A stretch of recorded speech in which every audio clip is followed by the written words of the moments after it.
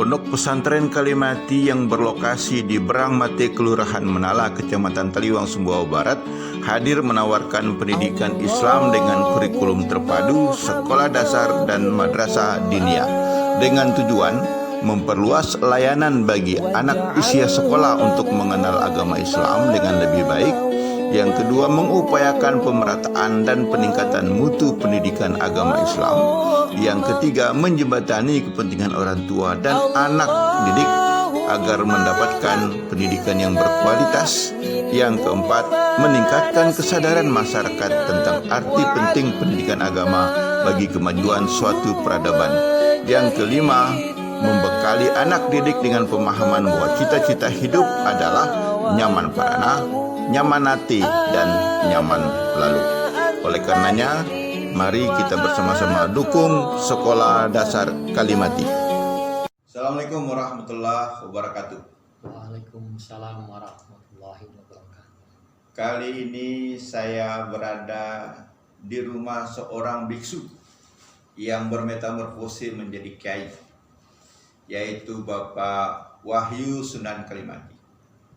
Beliau dengan idealismenya mendirikan sebuah yayasan Islam, Sunan Kalimati namanya. Nah, filosofinya apa? Tapi yang jelas wilayah kawasan tempat lembaga ini berada di Brangmate. Dan kalau di Indonesia kan Kalimati. Bisa jadi filosofi, tapi nanti kita minta penjelasan yang bersangkutan. Beliau dengan yayasan ini mendirikan sebuah sekolah Kalimati juga namanya. Sekolah Brangmate kalau menurut bahasa Taliwangnya, tapi bahasa kerennya itu SD Kalimati. Nah, SD Kalimati ini mengelola sebuah kegiatan pendidikan madrasah diniyah Sunan Kalimati. Ini nggak jauh dari kali dan yang mati-mati. Tapi sekali lagi karena orangnya unik gitu kan, yang punya ide, gagasannya, idealismenya juga unik. Beliau kita sering panggil Bapak Wahyu Sunan Kalimati. Assalamualaikum Bapak. Waalaikumsalam warahmatullahi wabarakatuh. Sehat-sehat? Alhamdulillah. Oh, ternyata kesehatan semua. sehat ya, keluarga sehat ya. Alhamdulillah sehat. Tapi rambutnya kok lebih banyak rambut saya sekarang? Ya begitulah. Pak Wahyu, sesungguhnya kami tertarik dengan gagasan, ide, dan idealisme Bapak itu mendirikan lembaga pendidikan. Karena ini sesuatu yang sulit dan langka. Tidak semua orang punya keinginan seperti itu. Kalaupun ada, tidak semua orang juga bisa merealisasikan gagasan seperti itu. Karena ini butuh energi, butuh waktu, butuh pengorbanan juga. Nah, tetapi Bapak dengan semangat yang luar biasa, idealismenya yang cukup kuat, bisa dengan swadaya bahkan mendirikan yayasan sekaligus juga lembaga pendidikan Sunan Kalimati. Barangkali bisa diceritakan ini. Bagaimana Bapak tiba-tiba punya ide gila kayak begini? Coba silakan diceritakan supaya kita bisa ngerti. Sebenarnya konsep awalnya itu sederhana. Saya memahami hidup itu sebagai sebuah pembelaan diri. Jadi saya memahami bahwa hidup itu adalah membela diri. Membela kepada siapa diri kita ini? Tentu membela kepada yang mengasihi hidup. Iya. Filosofinya bela diri. Bela diri. Dari orang yang memberi kehidupan. Ya. Bukan dari orang. Dari zat. Oke. Lanjut. Nah, saya mengalami hidup pasang surut dari yang susah ya sampai ke sekarang ini. Kalau saya katakan saya senang juga enggak juga. Tapi saya berbagi. Pengen berbagi. Sebetulnya kalau dibilang ide itu ide gila juga enggak juga. Ide itu biasa-biasa saja. Biasa aja ya. Biasa-biasa saja. Wajar-wajar saja. Iya. Tapi bisa jadi ada sesuatu yang melatar belakangi gitu kan. Ya dalam kesendirian bersama keluarga nekat kita bilang mendirikan lembaga kayak begini? Ya, gilanya di situ. Sebetulnya pemikirannya yang sederhana saja. Tadi kita kepingin membela diri. Membela diri dengan apa yang kita miliki. Baik potensi sumber daya manusia kita miliki ini maupun kelebihan harta benda yang diberikan oleh Allah melalui kemudahan jalan hidup. Iya. Harta itu,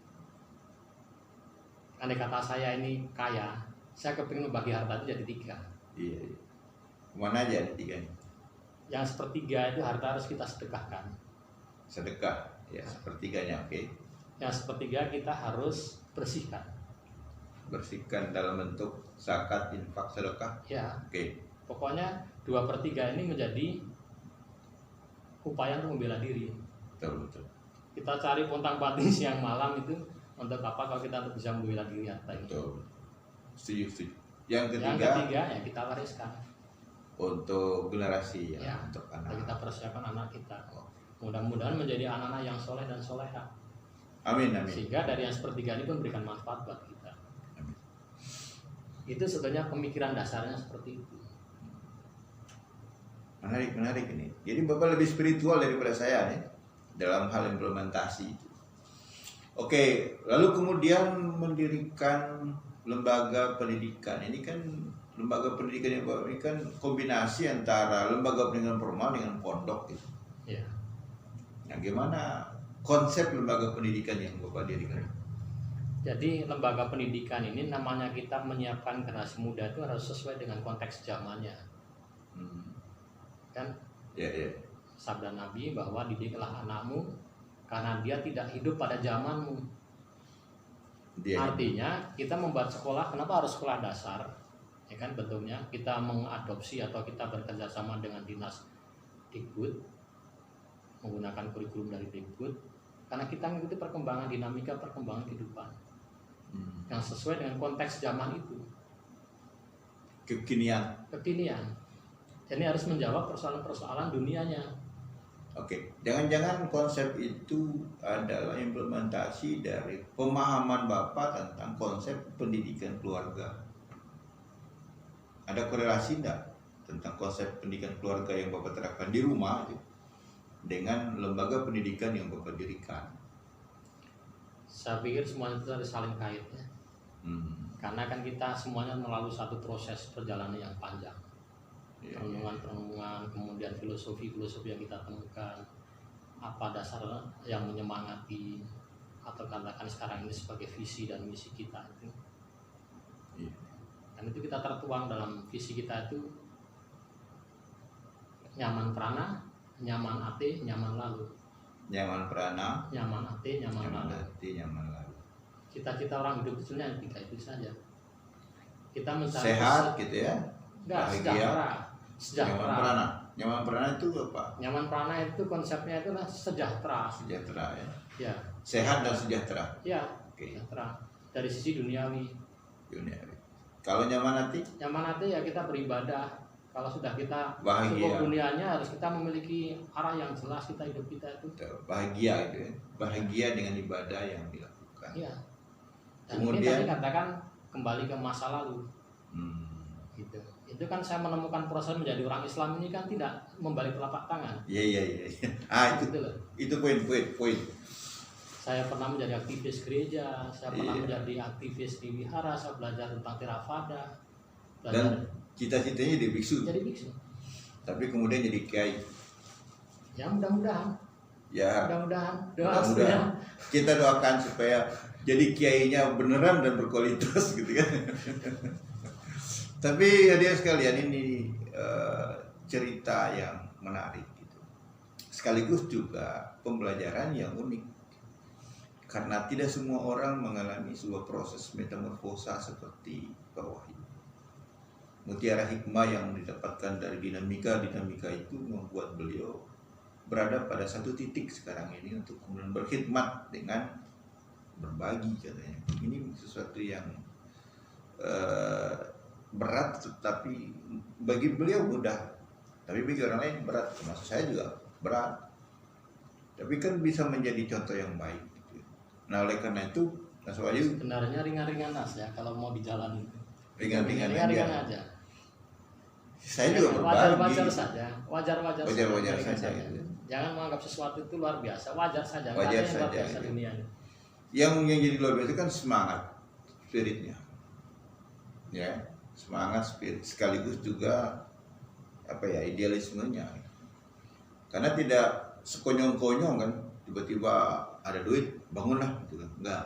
Tapi Ya. kan ada proses perenungan, ada proses internalisasi dengan apa yang ada di dalam pikiran dan hati.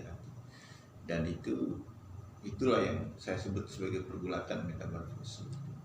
Dan sekarang sudah berada pada titik itu.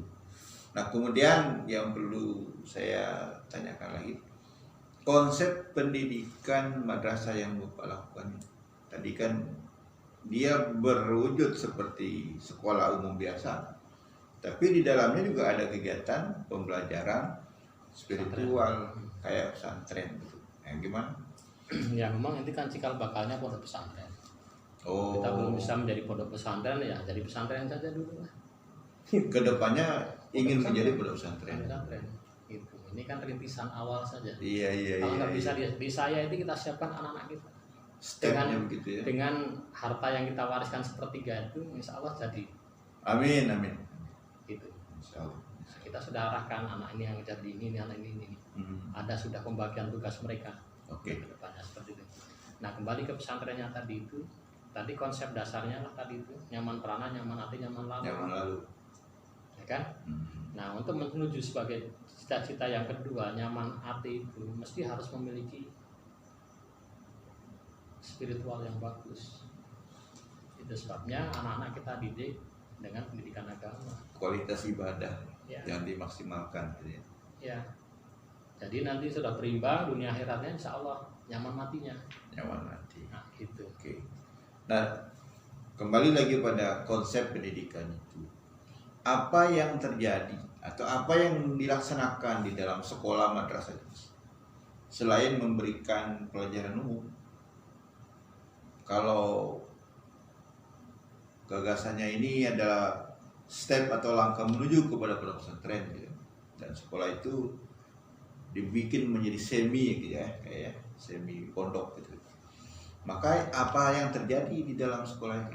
Apa yang terselenggarakan di dalam sekolah itu? Ya, jadi baru-baru ini kita setelah 5 tahun kita berproses, makin kita sadari bahwa ternyata perlu kita mempertajam dari siap-siap ruang yang ada di situ.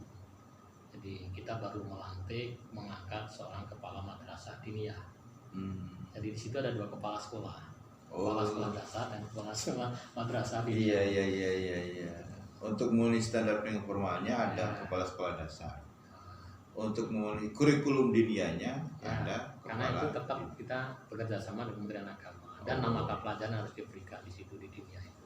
Betul. Mulai fikih, akidah akhlak, Quran hadis, kemudian bahasa Arab, kebudayaan Islam dan praktek sholat. Itu standarnya seperti itu.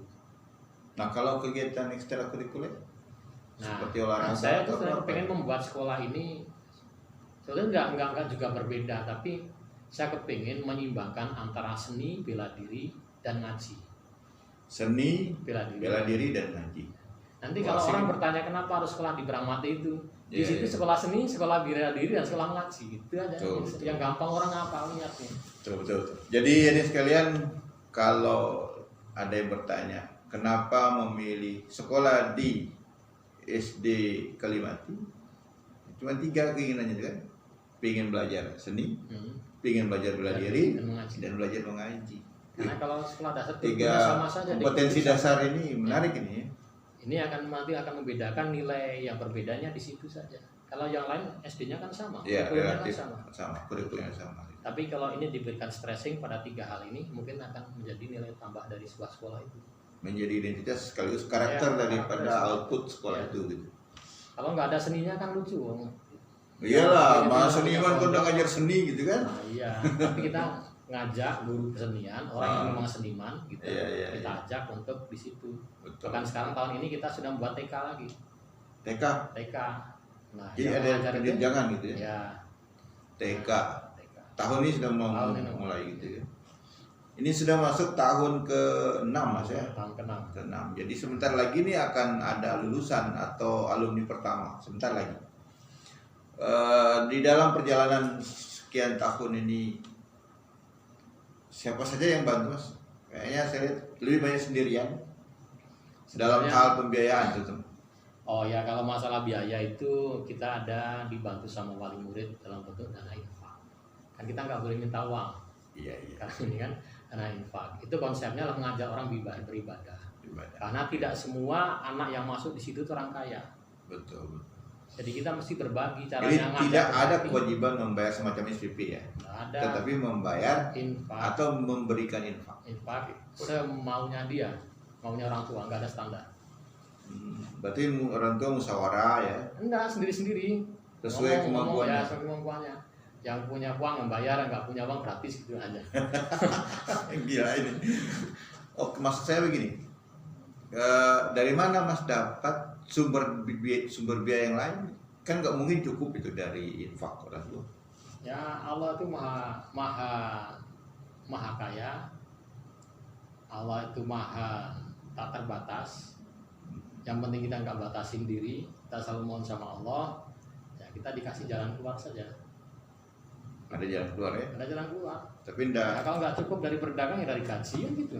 Iya, Masa iya. juga PNS. Tapi nggak ada tuyul kan? Nggak ada ya. nggak boleh. Saya cari di sini nggak ada. Nggak boleh itu. Just kidding. Kemudian luar biasa nih, swadaya lebih banyak. Kalau saya udah cerai hanya gitu-gitu, nggak boleh itu ada. Kemudian ke depan gitu kan. Nah, membangun menjadi sebuah pondok ke depan itu kan butuh energi yang juga lebih besar. Ya, Apa yang sudah didesain dalam rangka menuju itu? Paling tidak begini, cita-cita itu kan dibikin tinggi gitu. Maka Mas kan bikin tangga untuk menuju ke situ. Nah, tangga itulah adalah desain gagasan, desain program untuk kemudian bisa dilalui untuk menuju ke situ.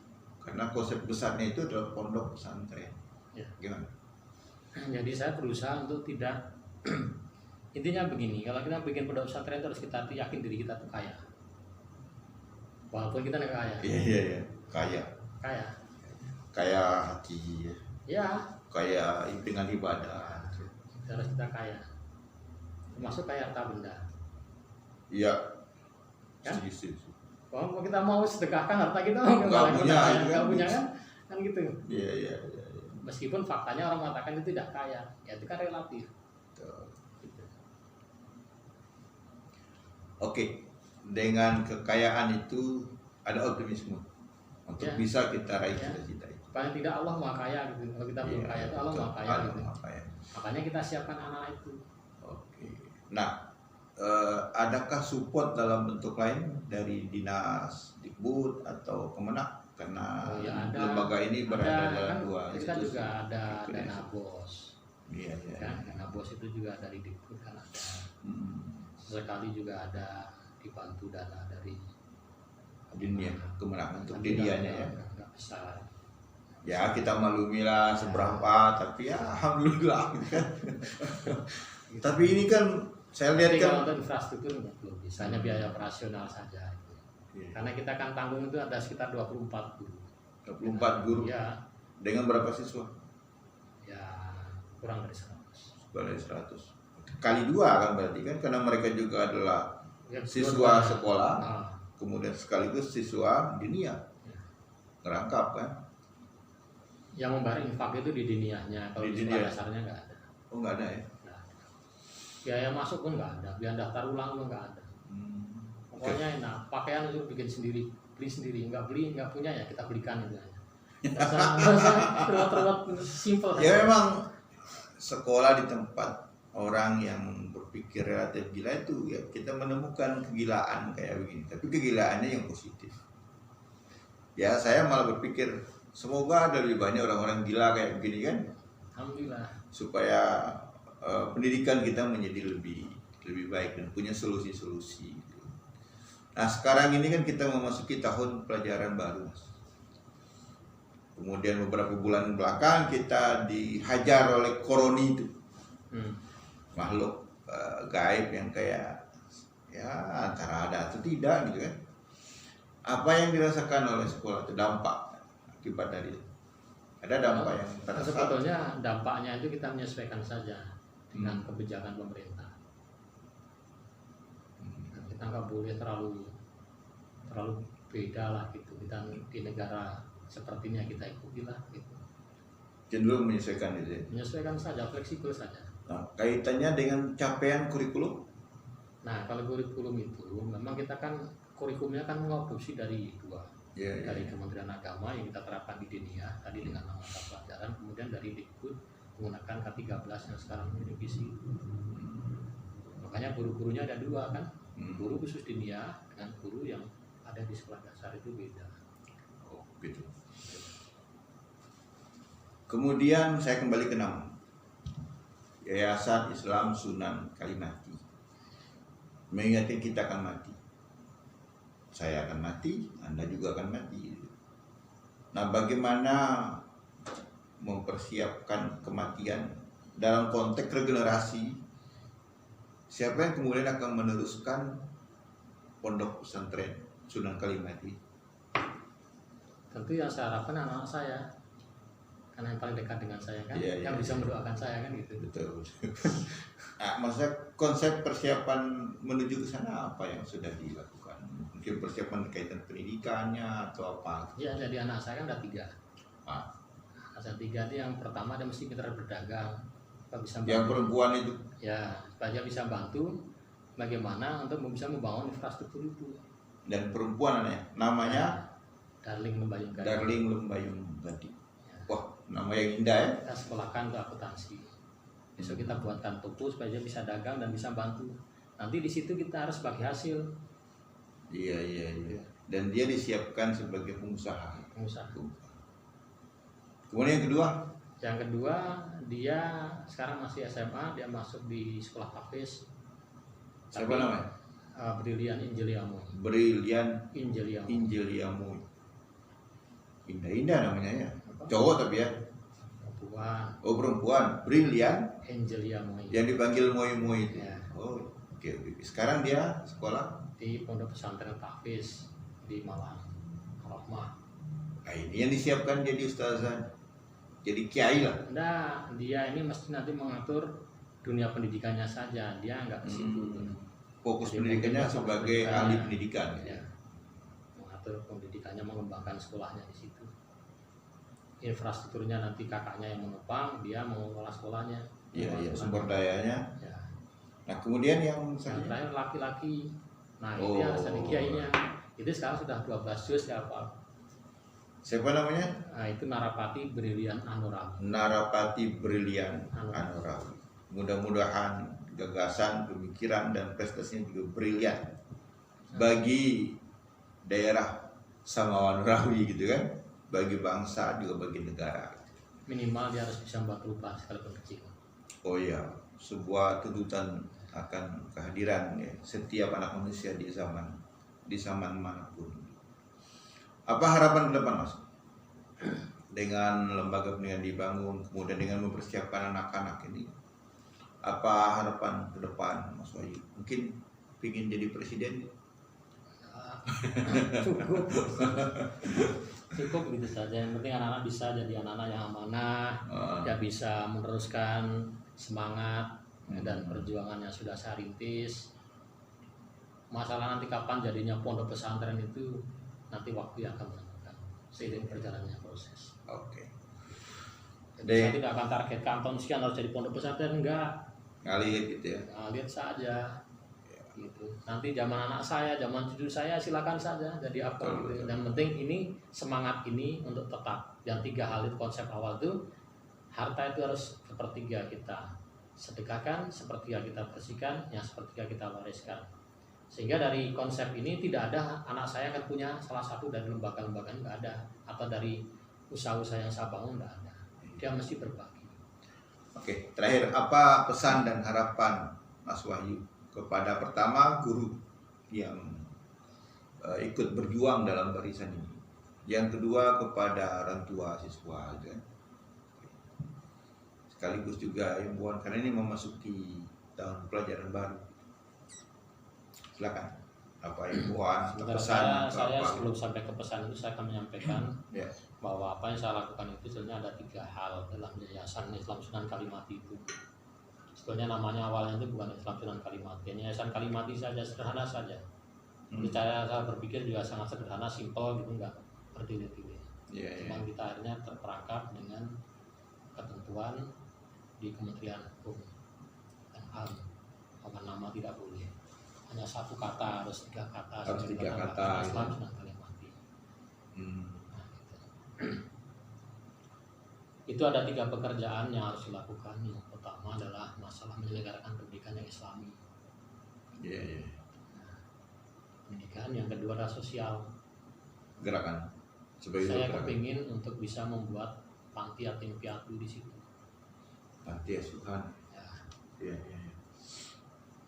Jadi nanti dari dana yang kita bisa ambil dari usaha yang kita kelola itu, ya kalau sekarang masih 1 sumbernya dari Kosan Informatika, besok ada Tuku Kalimati misalnya, itu nanti bisa kita share sebagian itu untuk membiayai ini.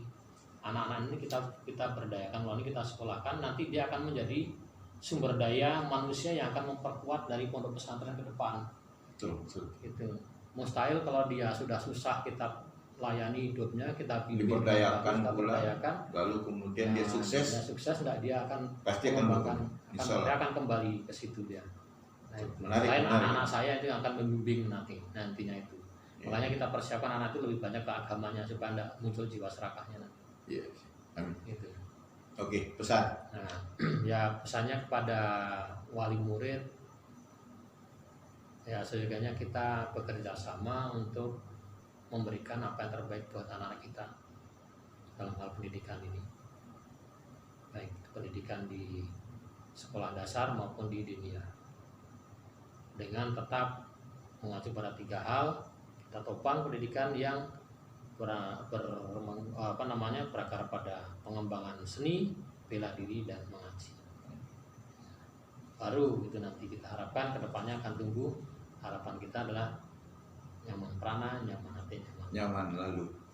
Kepada guru-guru atau karyawan yang backup kepada karyawan, kemudian kepada istri, anak-anak, teman, sahabat, kerabat, dan semuanya memberikan dukungan, kontribusi. Saya sangat berterima kasih dan mohon doa restunya serta dukungannya. Semoga apa menjadi ikhtiar kita bersama menjadi suatu bentuk amal ibadah di sisi Allah, dan kita bisa menyiapkan generasi yang lebih bagus di tanah Samawa ini. Ya, demikian. Demikian, terima kasih. Seorang Wahyu Kalimati dengan gagasan dan pikirannya sudah bergerak pada level yang sudah sangat nampak, dan sebentar lagi akan punya lulusan di sekolah dasar Kalimati, dan salah satu siswanya adalah putra saya juga. Kita melihat bahwa ini sebagai sebuah prospek yang ikut memberi warna pada dinamika pendidikan di Sumbawa Barat. Sebagian dari orang tua juga merasa senang, juga ada kebanggaan karena telah ikut ambil bagian dalam upaya bagaimana cara nyaman prana, nyaman hati, dan nyaman lalu. Mudah-mudahan apa yang dicita-cita dan mimpi besar beliau bersama keluarga dan teman-teman ini bisa terwujudkan sebagai sebuah amal gitu, sebagai sebuah cita-cita yang luhur, dan kita berdoa bersama agar apa yang menjadi harapan itu bisa segera terwujudkan. Demikian bincang-bincang kami, semoga bermanfaat buat kita semua. Terima kasih. Assalamualaikum warahmatullahi wabarakatuh.